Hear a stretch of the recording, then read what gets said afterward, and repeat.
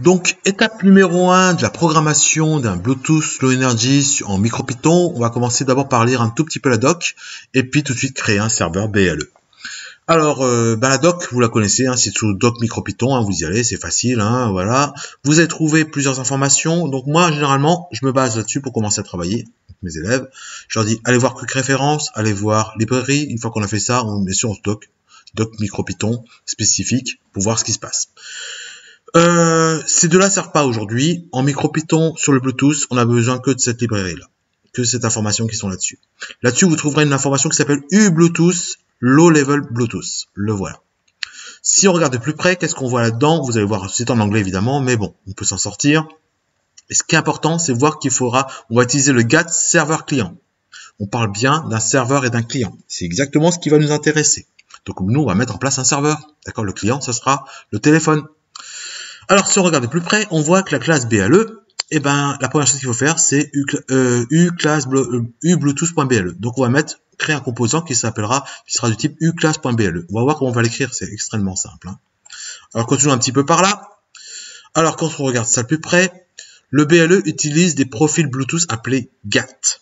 D'accord? C'est là-dedans qu'on va trouver toutes les informations qui vont nous intéresser, des capteurs, des commandes, exactement qu'on veut faire sur notre ESP32.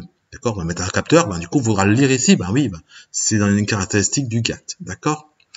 Alors, bien sûr, tout ça, ça fonctionne en client-serveur.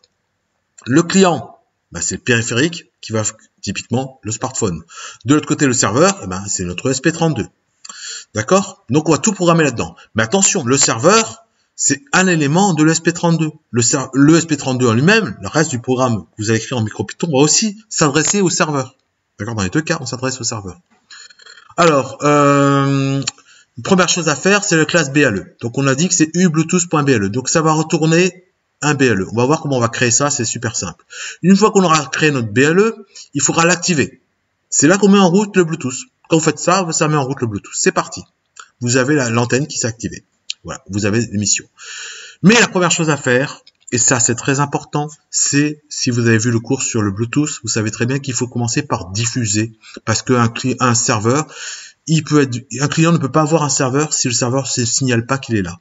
Et donc il faut qu'il se signale qu'il est là. Et pour ça, il fait un gap advertising. Donc là, c'est le service gap qui le fait. Et donc il faut faire cette commande-là. Cette commande-là, qu'est-ce qu'elle dit? Elle dit qu'il faut un intervalle de temps bien précis, se signaler qu'on est là. Vous pouvez définir le temps que vous voulez, vous verrez, c'est assez simple à programmer. Donc, il faut dire je suis là au client, sinon le client ne peut pas lui parler. Et puis, quand il dit je suis là, il faut aussi qu'il dise qu'est-ce qu'il a comme données à présenter.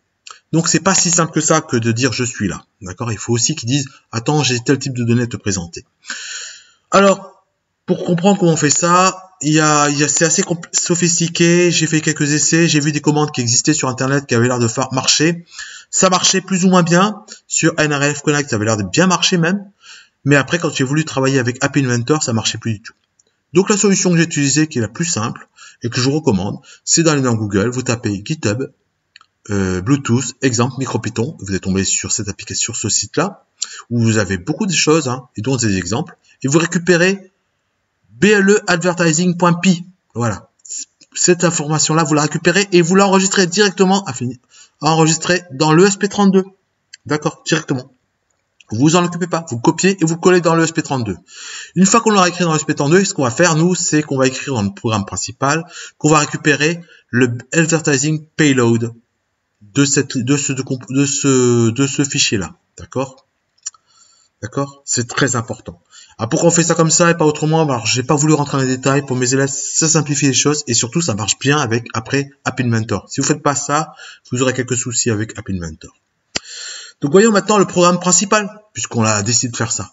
Donc ça permet de connecter le smartphone. C'est ça qui est important, non seulement de se voir, mais en plus de se connecter. Sinon, vous ne pourrez pas vous connecter. C'est assez bizarrement fait, mais voilà, on peut le voir, mais ça fonctionne pas très bien. Donc voilà mon programme. Donc j'importe ubluetooth, c'est logique, puisque c'est ce qui est demandé. Ensuite, j'importe BLE advertising de BLE payload de BLE advertising, qui est le programme que je viens de copier. dans mon ESP32, d'accord? Donc ça, je vous l'ai mis le lien en dessous parce que mes élèves le sachent. Ensuite, il y a une apparence là. Alors, une fonction qu'il faut mettre apparence. Alors, le 768, vous allez dire qu'est-ce que c'est que ce chiffre? Le thermo. Alors, en fait, ça permet, donc c'est un thermomètre, hein. Je l'ai simplifié thermo pour que ce soit visible sur mon écran, mais sinon ça marchait pas bien. Donc c'est un thermomètre. C'est des références que vous trouverez sur NRF 551 là de Nordic. Vous pourrez aller les voir, je vous le montrerai un petit peu plus bas. Ça permettra, quand vous faites associer un appareil, de le voir apparaître ce logo là. En fonction du numéro que vous allez mettre là, le logo que vous allez apparaître là est différent. Et bizarrement, le thermomètre, ça donne un logo Bluetooth. Moi, ça me plaisait bien. Voilà. Mais vous avez un computer, vous pouvez voir apparaître un ordinateur, vous pouvez voir apparaître une imprimante, ou apparaître d'autres logos.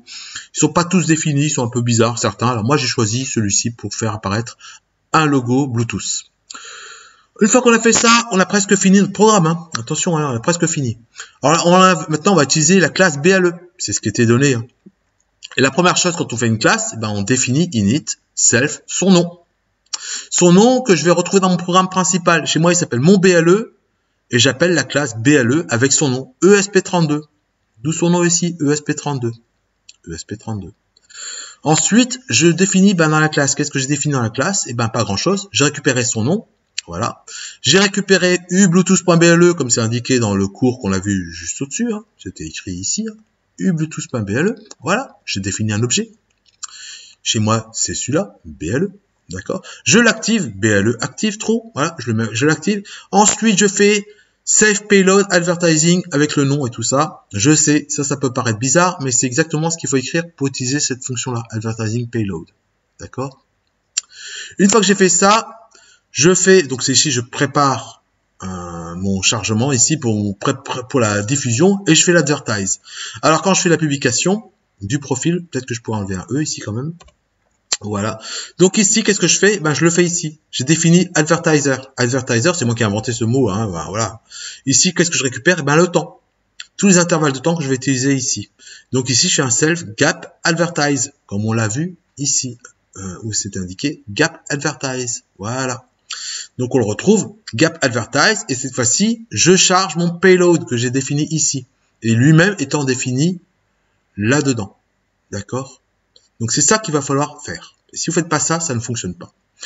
Maintenant, revenons un petit peu sur ma décoration, enfin sur l'aspect, comment on découvre le composant, d'accord, le générique qui va apparaître, l'apparence, le 768. Le 768, voilà, vous avez d'autres numéros qui existent. 768, il est là, hein, c'est le thermomètre. Mais si vous pouvez prendre d'autres, hein, le phone, ça apparaît un appareil photo, le Uno, je crois que ça fait apparaître un ordinateur, etc., etc. Vous avez différents numéros. Et quand on utilise tout ça, vous avez fini votre programme, vous l'activez, hein, vous lancez votre programme sous Tony, et qu'est-ce que vous allez voir sur un RF Collect? Votre ESP32 apparaître ici. Je me suis pas connecté, j'ai pas fait d'appairage, hein, j'ai rien fait. Je laisse tel quel, je fais connect, et là je vois apparaître ça. Voilà, tout simplement. D'accord? Il y aura rien, c'est vide. Hein. Il n'y a rien indiqué, vous me dites, ouais, je peux rien faire. Oui, vous pouvez rien faire pour l'instant, vous avez juste mis en route un serveur. Voilà la première étape. Mais si ça marche, c'est très bon signe pour passer à la deuxième étape. D'accord? La deuxième étape consistera à créer des services. D'accord, évidemment. Donc voilà, retenez ce programme-là, c'est le plus important. Et puis, essayez de le faire. Si ça fonctionne, on va passer à l'étape numéro 2.